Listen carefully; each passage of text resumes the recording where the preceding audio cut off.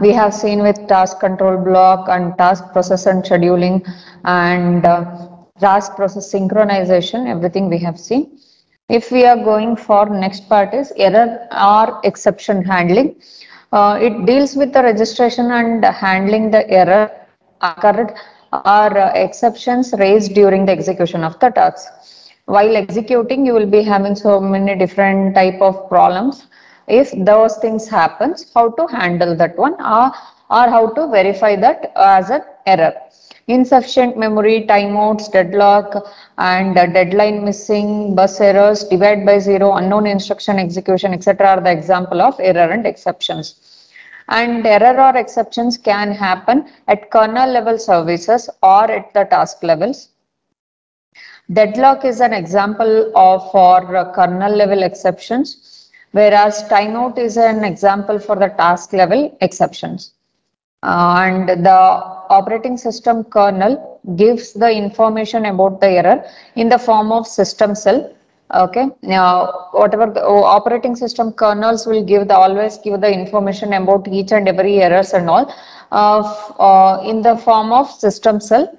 And watchdog timer is a mechanism for handling the timeouts for task. If any hang occurs or if any timeout occurs, watchdog timer will take care related to that to restart your system whenever the any hang or any corruption occurs related to the task execution. Okay.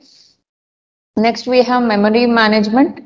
In this memory management, RTOS makes use of block-based memory allocation technique instead of the usual dynamic memory allocation technique used by the GPUs. Normally in general purpose operating systems, dynamic memory allocation will be done. Means as and when the data comes dynamically, it may select any of the memory area and it can store that data in that memory area. If we are going for the real-time operating system, blocks are allocated for some of the data storage. Only in that blocks you will be storing the data. Then no need to worry with respect to which memory area we are storing, from which memory we have to access the data. That's why already allocated data blocks are there, memory blocks are there. There you will be storing your data. RTOS kernel uses blocks of fixed size of dynamic memory, and the block is allocated for the task on the need basis. Fixed size of dynamic memory is used, and that block is for the one task. Okay, if the task is minimal one, then you will be storing it, giving 1 KB or 2 KB of size of memory, dynamic memory block for that specific task. Okay, the blocks are stored in the free buffer queue, and to achieve predictable timing and avoid the timing overheads, most of the RTOS kernels allow tasks to access any of the memory blocks without any memory protection. In RTOS, see, you want to stop that timing overheads, and you don't want to wait for the memory location searching.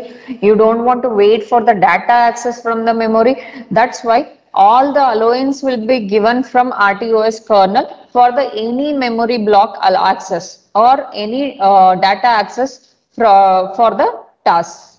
Okay, RTOS kernels assumes that the whole design is proven correct and protection is unnecessary.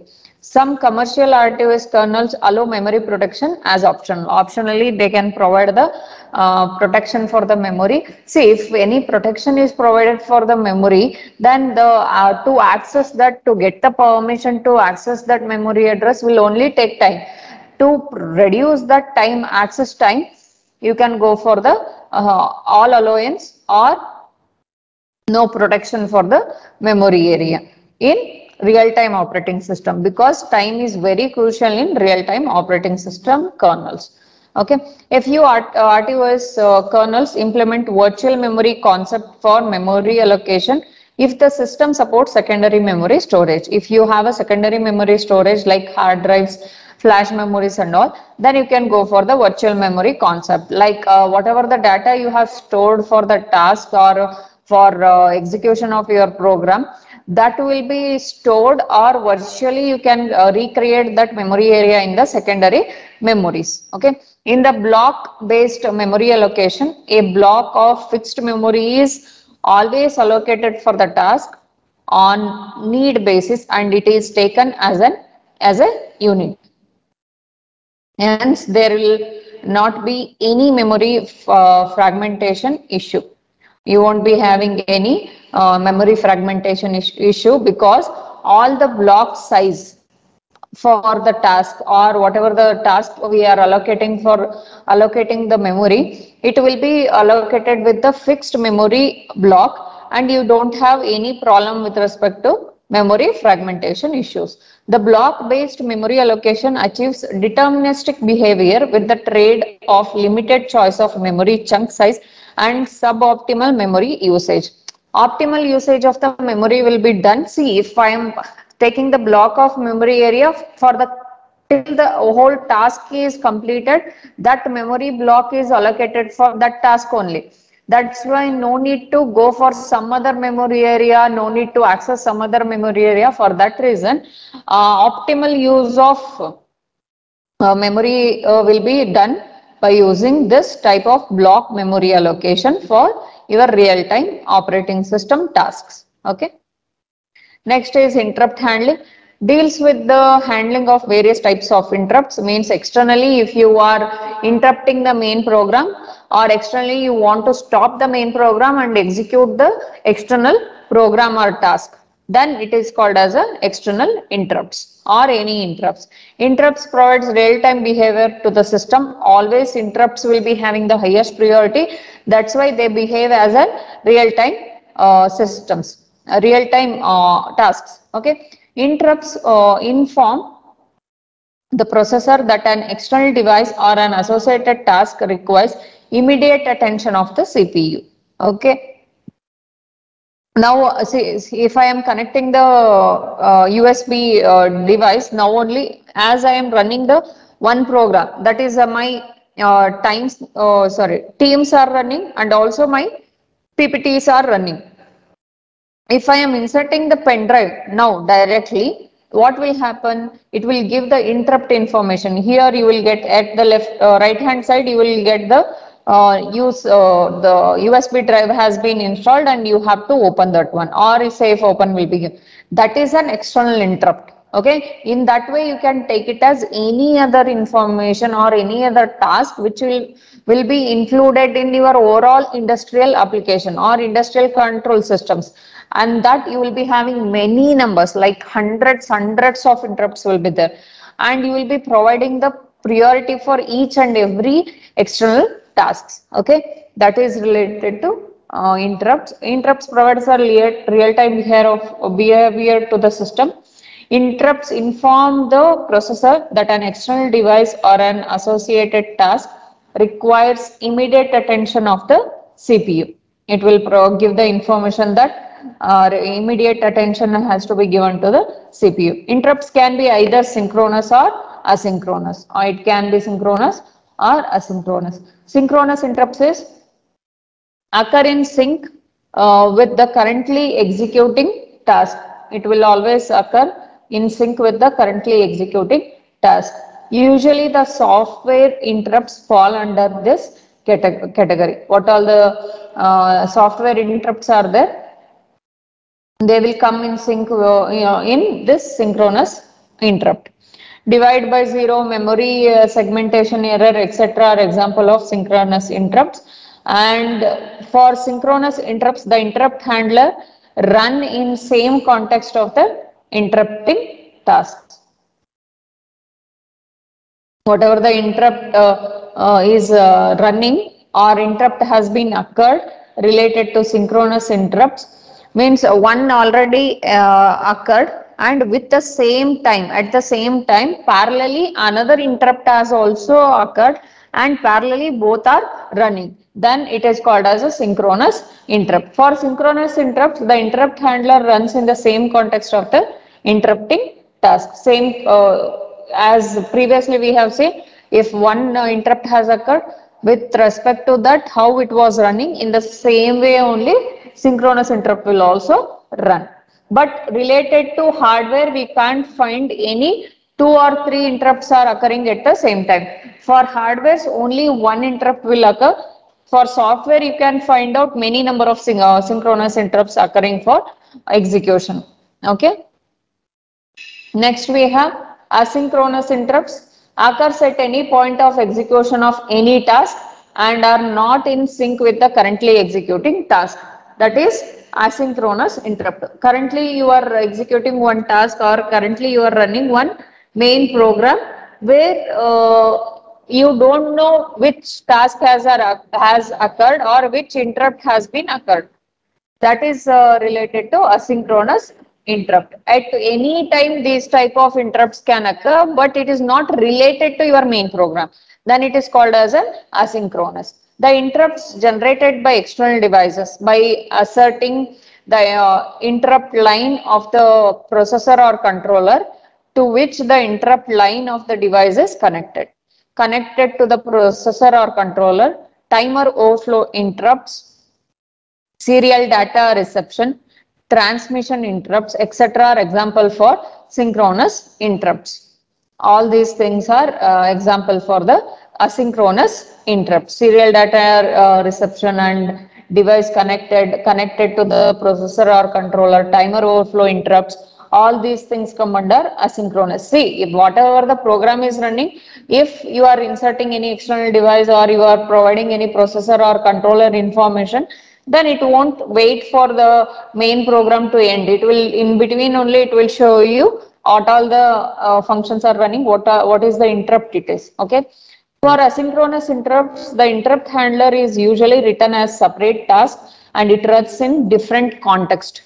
For asynchronous, always it will run in a different context and it will be written as a separate task only.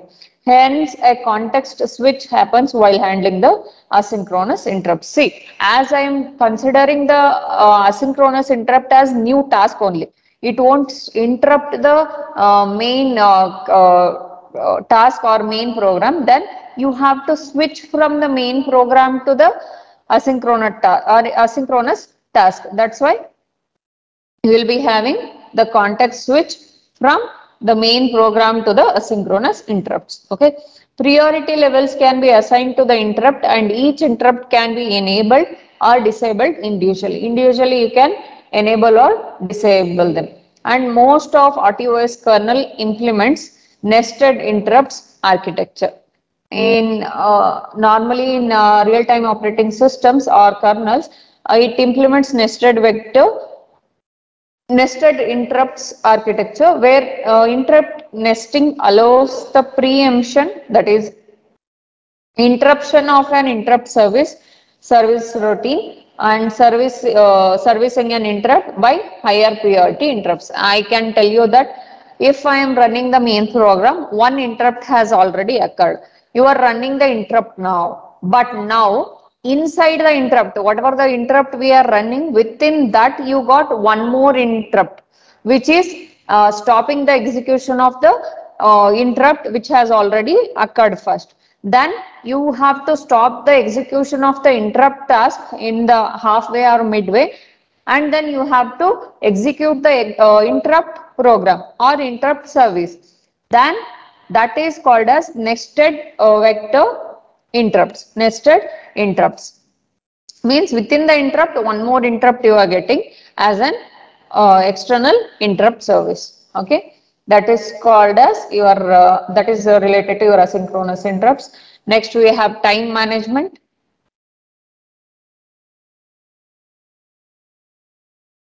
Accurate time management is essential for providing precise time reference for all the applications. The time reference to the kernel is provided by high resolution real-time clock hardware timer, that is an hardware timer. Always whatever the time reference for the kernels are given will be always, it should always have a high resolution and real-time clock. The hardware timer is programmed to interrupt the processor or controller at a fixed rate, and this timer interrupt is referred as timer tick, and is taken as a timing reference by the kernel. Always whenever this timer is giving any interrupt, then it is taken as a timer tick, means after the completion of 1 clock, it can give timer tick.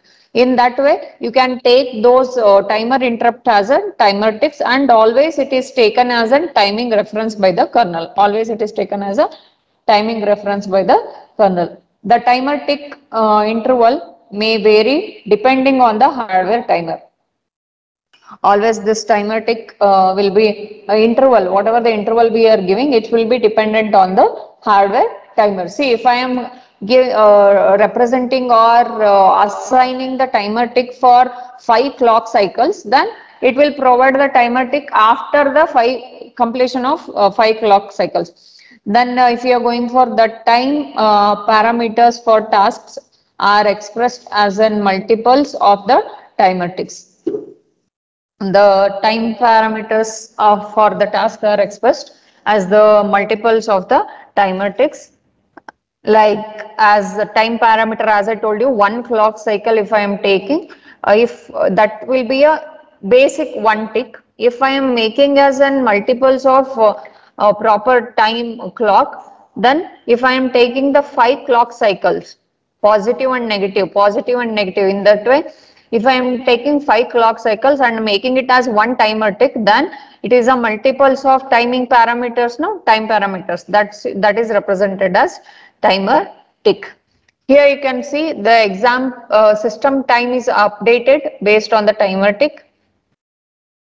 If system time register is 32-bit wide and the timer tick interval is 1 microsecond, the system time register will be reset in. See, 2 to the power of 32 into 10 to the power of minus 6 seconds, that is your 1 microsecond is for 1 timer tick. That I am multiplying with the 32-bit wide timer register value.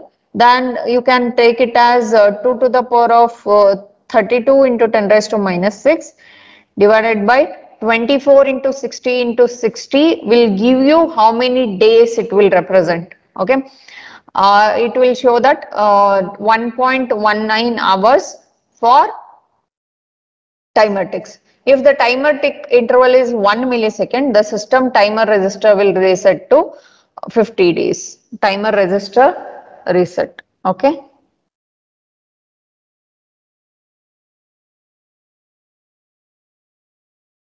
Related to how much amount of value is there for the timer tick value, related to that you will be having the how many number of days or how much amount of time it will take to complete your whole cycle. Okay, and next we'll go with the timer tick interrupt is handled by the timer interrupt handler of a kernel, and the timer tick interrupt can be utilized for the implementation of following tasks.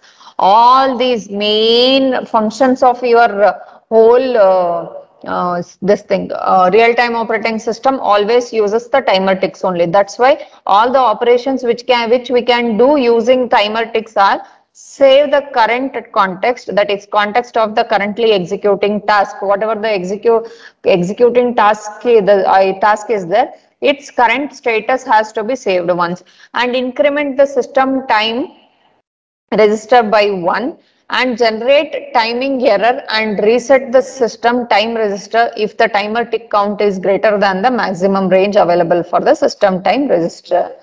As I told you, here we have seen system time, or we have seen overall system time register will be reset after the completion of 1.19 hours. If we are getting more than that, greater if you are increment the system time register by 1 and generate the timing error and reset the system time register if the timer tick count is greater than the maximum range available for the, what is the maximum range available for timer system time register?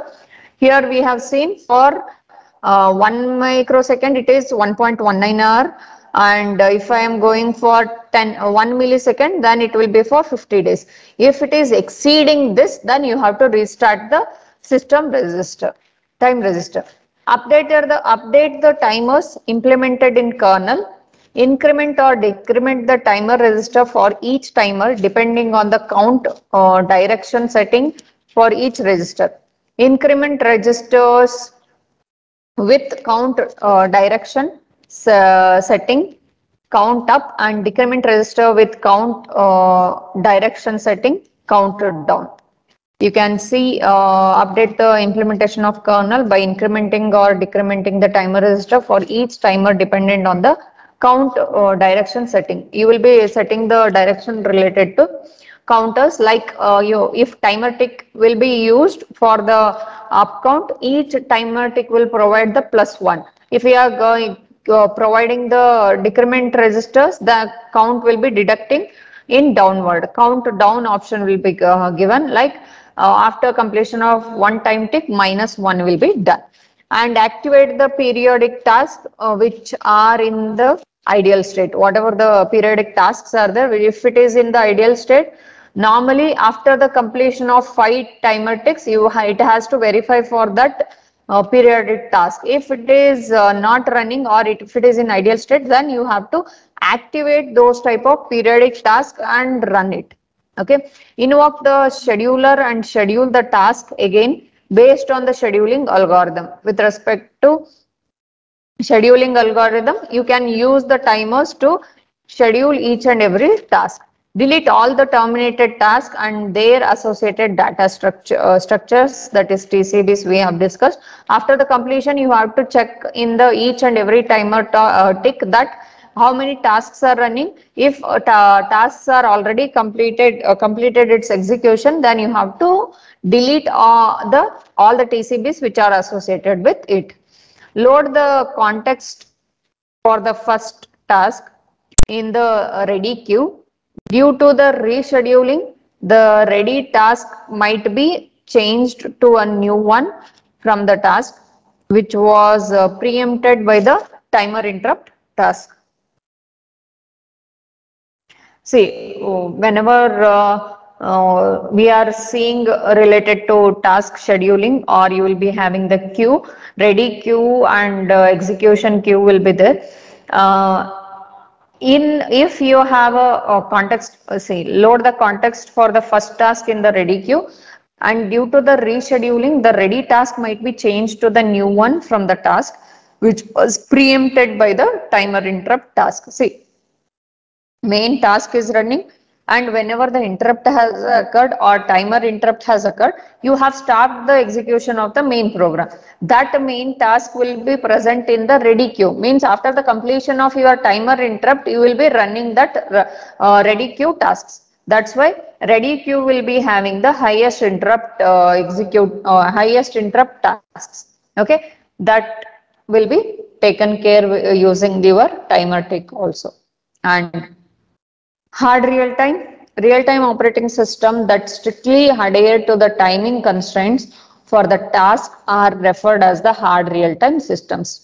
They must meet the deadlines for the task without any slippage. Missing any deadline may produce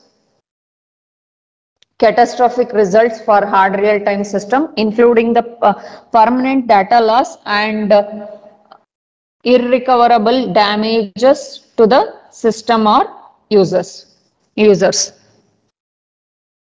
That is related to, as I told you already once in the previous class, that is for hard real times, always you have to follow the timing constraints related to your task.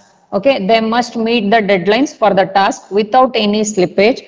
Missing any deadline may produce the catastrophic results for the hard real-time system, including the permanent data loss or irrecoverable damage for the systems or users. It may lead to the loss of life also. Hard real-time system emphasize the principle a late answer is a wrong answer. Always related to hard real-time, a late answer is a wrong answer for hard real-time. Airbag control system and anti-lock brake system. Those are an automotive systems, control systems. of the vehicle are typical example for hard real-time system. These are considered as an hard real-time system. See, airbag is for what? As and when the accident occurs, the airbag should open within a nanoseconds, or if you are going for any least amount of time, within that much amount of time, it should open. That is for airbag control system.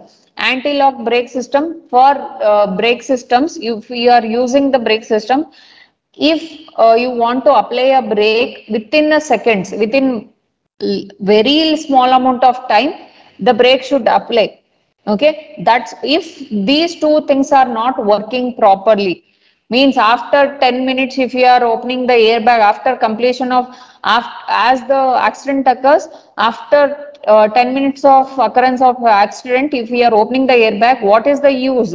You will lose the life only. And anti-brake system also, as and when you are applying the brake, it should apply the brakes. If you are not applying, if the brake is not applying, then it may lead to the damage for the other people also. It will be damage for the person who is driving also. Okay, and any delay in the deployment of the airbag makes the life of the passenger under the threat. In the same way for the anti-lock brake also. Hard real-time system does not implement the virtual memory model for handling the memory. This eliminates the delay in swapping in and out of the code corresponding to the task to and from the primary memory. Here in hard real time, wherever the code is there, there only you will be executing. Normally, as we discussed in the previous parts, whatever the program present in the code will be copied into the RAM to execute it fast, or to whenever we are executing it in the RAM, you will be having the you will take less amount of time to execute it. But if we are going for a hard real time, if I am copying it and if after completion you have to go back to the code memory and store the result, then to reduce that time of context switching from swapping the data from one task to another task, which will create the delay for hard real-time systems. That's why whatever the programs are there, whatever the task is there in the code memory, then you have to execute it within the code memory only. Most of the hard real-time systems are automatic and does not contain a human in the loop. Okay. The presence of human in loop for the task introduces unexpected delays in the task execution. That's why normally hard real-time systems are always automatic. Like as I told you, for nuclear power systems and all, at that time, if the temperature of the nuclear reactor increases more than 1,000 degrees Celsius, the human won't go and switch it off. Always it will be automatic. As and when it reaches to that temperature, automatically you will be having the relay to switch off that heater. Okay, that is related to human in the presence of human in the loop will be always reduced, or you will be stopping in hard real time systems. Next we have soft real time. In soft real time, real-time operating system that do not guarantee meeting deadlines, but offers the best effort to meet the deadline are referred as a soft real-time. See, soft real-time is it is not that much critical compared to real-time operating systems. In soft real-time, at least you are reaching towards the deadline. See, deadline I have given for a 5 minutes, but you have completed its work in 6 minutes, then it is not a problem. That comes under soft real-time systems. See, missing deadlines for the tasks are acceptable for soft real-time system in the frequency of deadline missing in is within the compliance limit of quality of service. It is always the whatever the deadline missing is there, how much amount of extension it can take, always it is related to quality of service. A soft real-time system emphasizes the principle that is a late answer is acceptable answer, but it could have done it done bit faster. Late answer if you are giving, that is also acceptable answer, but you would have done it bit faster. That only the consideration in real time, soft real time system. Soft real time systems most often have a human in the loop. Always you will be having a human in the loop. They will only create this type of delays. Automatic teller machine is a typical example for the soft real-time system. If the ATM takes a few seconds more than an ideal operation time, then it is a fatal happens. Minimum error it is. And an audio video playback system in another example for soft real-time. See, no potential damage arises if the simple if a sample comes late by a fraction of second, like you want to play the audio and video in your car system or in your mobile system anywhere, if it is taking more amount of time, then no problem, it won't affect anything or it won't damage anything to the human being who is working on it. Okay, that